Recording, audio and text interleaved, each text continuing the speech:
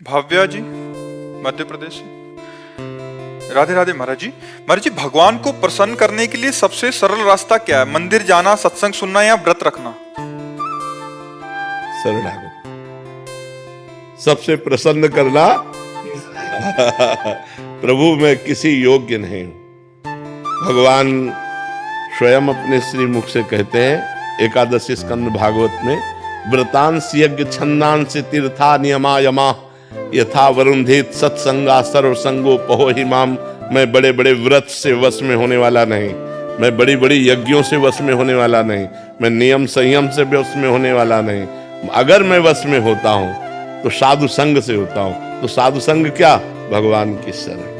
हे नाथ मैं जैसा हूं आपका हूं, यही भगवान को प्रसन्न करने का सबसे श्रेष्ठ उपाय है। क्योंकि हमारे पास और कुछ नहीं है। जैसे हम कहते हैं भगवान को भोग लगाएं, यार वो पूरी सृष्टि को पवाता है, हम उसको क्या भोग लगाएं।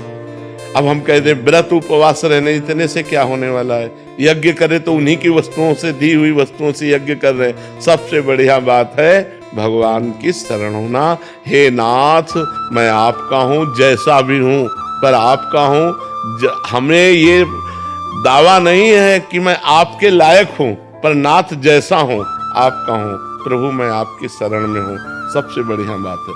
कोटि विप्र बदला गए जाहू, आए शरण तजो नहीं ताहू। भगवान का व्रत है, करोड़ों विप्रों को ब्रह्म ऋषियों के मारने का पाप लगा हो, फिर भी भगवान की शरण में आ जाओ तो भगवान अपना लेते हैं। भगवान प्रसन्न होते हैं उनकी शरण में जाने से, भगवान की शरणागति।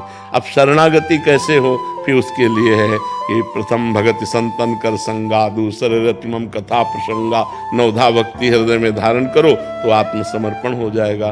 श्रवणम कीर्तनम स्मरणम विष्णुपाद सेवनम अर्चनम वंदनम दास्यम सख्य आत्मनिवेदनम। आत्मनिवेदन का मतलब होता है समर्पण।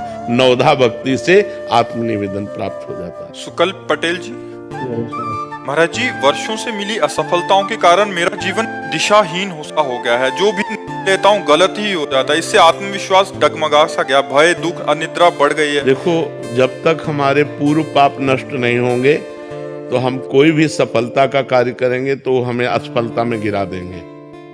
हम बहुत सकारात्मक सोच रखना चाहेंगे, हमें नेगेटिव सोच में पहुंचा देंगे। यह है पाप का परिणाम। और पाप को नष्ट किए बिना हम सुखी नहीं हो सकते। इसलिए पाप नष्ट करने के लिए और भी उपाय हैं, जैसे तीर्थ याटन है, गंगा स्नान है, और भी है। लेकिन सही सटीक पाप की जड़ का नाश कर दे नाम है। नाम संकीर्तनम यस्य सर्व पाप प्रणाशनम। आधा घंटा नाम कीर्तन करो जोर जोर से, और चलते फिरते नाम जप करो, देखो सब पॉजिटिव हो जाएगा। हाँ, हम जो कह रहे हैं नाम कीर्तन करो पहले। भगवान विष्णु का भी 1000 नाम कीर्तन है शास्त्र, लेकिन आधा घंटा कोई नाम कीर्तन करो जो नाम प्रिय हो आपको। हरे कृष्ण श्री राम जय जय, जो भी राधा राधा राधा, खूब जोर जोर से भगवान नाम कीर्तन करो और चलते फिरते नाम जप करो। फिर देख लो आप उसका परिणाम, फिर आप खुद अनुभव करें। लेकिन लंबे समय तक 2-4 दिन किया फिर पाप कर लिया, फिर 2-4 दिन किया पाप किया, वो बात नहीं है। पाप आचरण रोक करके और लंबे समय तक करो तो तुम्हारे पाप नष्ट हो जाएंगे, सफलता हाथ लग जाएगी। सबको सफलता क्यों नहीं प्राप्त होती, सबको सुख प्राप्त क्यों नहीं होता, लेकिन सब लोग सुख के लिए ही कार्य करते और दुख क्यों प्राप्त होता है? उसका कारण पाप है। हम पाप कर्म वर्तमान में भी करते हैं और जो भूत में पाप कर्म किए हैं वो परिणाम में आ रहे हैं। इसलिए हम असफल हो रहे हैं, दुखी हो रहे हैं, चिंतित हो रहे हैं। नाम जप करो, बहुत आनंद प्राप्त होगा, बहुत आनंद। हम कह रहे हैं लोक परलोक के सब सुख आपको प्राप्त हो जाएंगे। आप डट के नाम जप तो करो।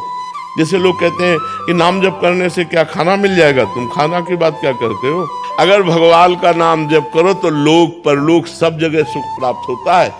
जहां पाप नष्ट हुए तो सुख ही सुख घेर लेता है। और अगर भाई पाप कर्म करोगे तो पुण्य के प्रताप से ये मिल जरूर सकता है, लेकिन तुम्हारा नाश हो जाएगा। अंत में तुम्हारा नाश हो जाएगा, अंत में तुम जीरो पे होगे, कुछ तुम्हारे पास नहीं होगा।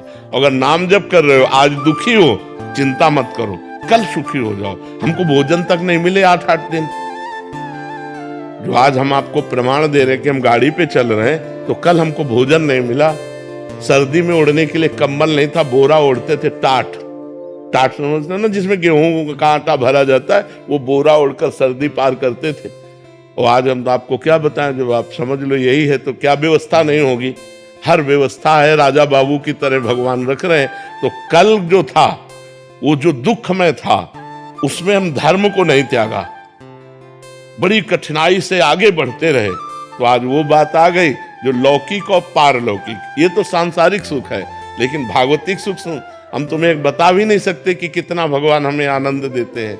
इसलिए नाम जप करो, चिंता न करो, सफलता चरण चूमेगी यदि भगवान की शरण में हो और भगवान के आश्रित हो। निखिल कुमार जी, राधा राधा महाराज, हरियाणा से। राधे राधे महाराज जी। महाराज जी, मैं पिछले 1.5 वर्ष से यूट्यूब के माध्यम से आपसे जुड़ा हूँ, आपकी आज्ञा में रहकर नाम जप का प्रयास भी कर रहा हूँ। महाराज जी, यूट्यूब वीडियो में देखा कि जब साक्षात्कारकर्ता ने पूजनीय देवरा बाबा जी से प्रश्न किया कि आपकी अवस्था ईश्वर लीन है, इसका क्या कारण है, कैसे ये संभव हुआ, क्या क्रियाएं आपने की ये संभव हुआ, तब देवरा बाबा ने उत्तर दिया, अष्टांग योग मानी ईश्वर में योगी और योगी में ईश्वर, बस यही ईश्वर लीन है, बस इतना ही। और क्रिया तो बताया गया है कि महाराज जी 10 मुद्राओं के बारे में बताया कि 10 मुद्राएं हैं। महाराज जी, इनका अर्थ पूछना चाह रहे थे, और आपके द्वारा बताए गए ब्रह्मचर्य के सभी नियमों का ईमानदारी से अनुसरण करना। नाम जप करो, सब योग का अपने आप पूर्ण हो जाएगा। नाम योग ऐसा है, ये कुंडलनी जागृत कर देगा, ये 60 चक्रों का भेदन कर देगा, ये सब कर देगा।